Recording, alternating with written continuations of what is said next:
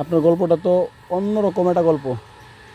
এগুলো আপনি লাগাইছেন না? হ্যাঁ, এই ঘরটাতে আপনি একাই থাকেন? একাই থাকি, কারেন্ট নাই?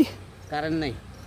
আজ আমি এসেছি আমাদের একটা প্রত্যন্ত অঞ্চলে। আসলে হৃদয় বিদারক একটা কথা আমি শুনলাম, আমার খুব খারাপ লাগলো বিষয়টা। আমার পাশে যে আমার চাচা, দেখতে পারতেছেন, অনেকেই তাকে চিনবেন, আবার অনেকেই তাকে চিনবেন না। চাচাটার বাড়ি হচ্ছে নরসিংদী থেকে আসছে এখানে। সে এই দেখেন তার বাড়িটা, তার বাড়ির আঙ্গিনাটা দেখেন।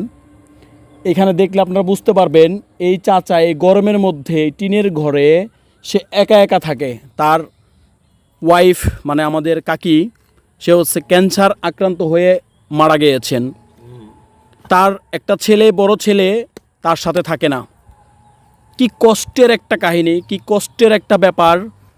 আমি আসলে রাস্তা দিয়ে যাচ্ছিলাম, তখন আমার মনে হলো চাচার সাথে একটু কথা বলি, একটু কিউরিয়াসিটি জাগলো।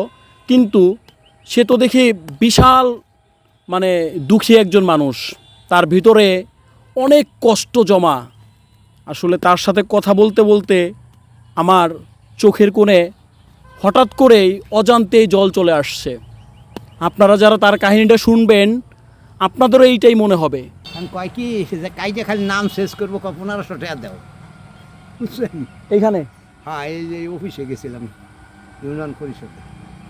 তাহলে আমি কই নাম কাইজা শেষ করবো, তাই 1500 টাকা লাগবে।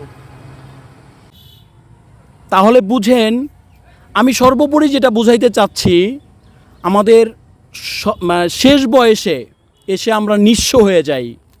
আমাদের সাথে থাকে না কোনো বন্ধু বান্ধব, আত্মীয় স্বজন, কিছুই থাকে না। দেখেন তার পাশে তার ওয়াইফটাও নাই।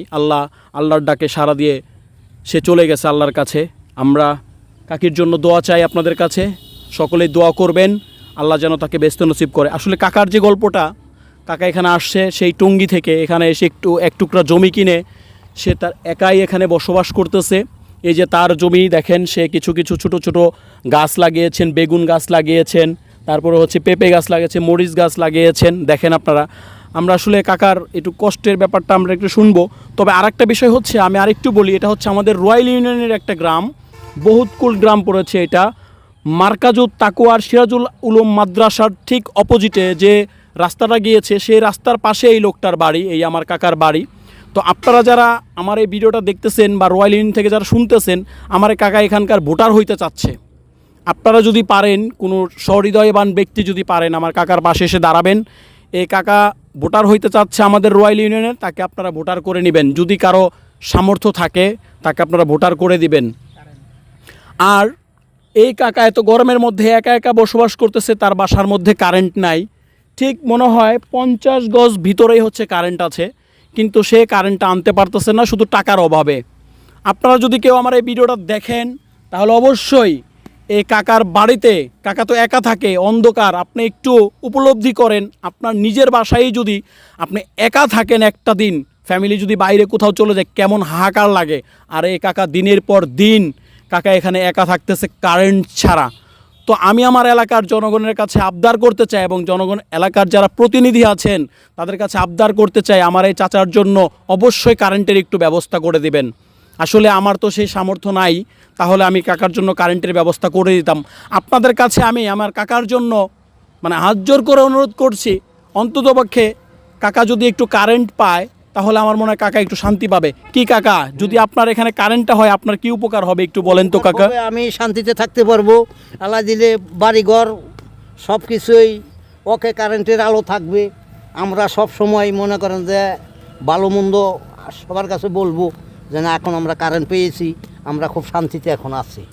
সর্বোপরি কথা হচ্ছে কাকা খুব কষ্টের মধ্যে আছে, এমনিতেই তার জীবনটা অন্ধকারাচ্ছন্ন, কারণ তার ফ্যামিলি তার সাথে নাই এবং সে অন্ধকারে একা একা থাকতেছে, সে অন্ধকারে থাকতেছে। আপনারা যদি তার জীবনের একটু আলো এনে দেন, যদি সামান্য আলো এনে দেন, কারেন্টের একটু ব্যবস্থা করে দেন, আমার মনে হয় আমার কাকা খুব ভালো থাকবে এবং সুস্থ থাকবে ইনশাল্লাহ। আমি সর্বোপরি শেষ করে আমি কাকার সাথে একটু কথা বলবো। আর একটু কাকা আপনারা একটু প্রতিক্রিয়াটা একটু জানান আমাদের উদ্দেশ্যে, একটু বলেন কাকা। সে আলহামদুলিল্লাহ, আমি খুশিতে থাকবোই। যারা আপনার জন্য করবে তাদের জন্য একটু দোয়া করবেন আপনি। আচ্ছা, আলহামদুলিল্লাহ।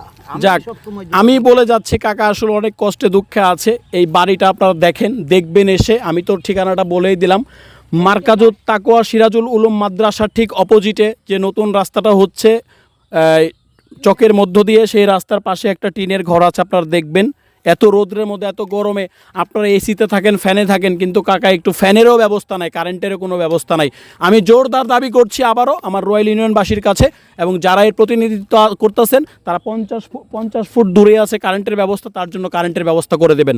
আসসালামু আলাইকুম।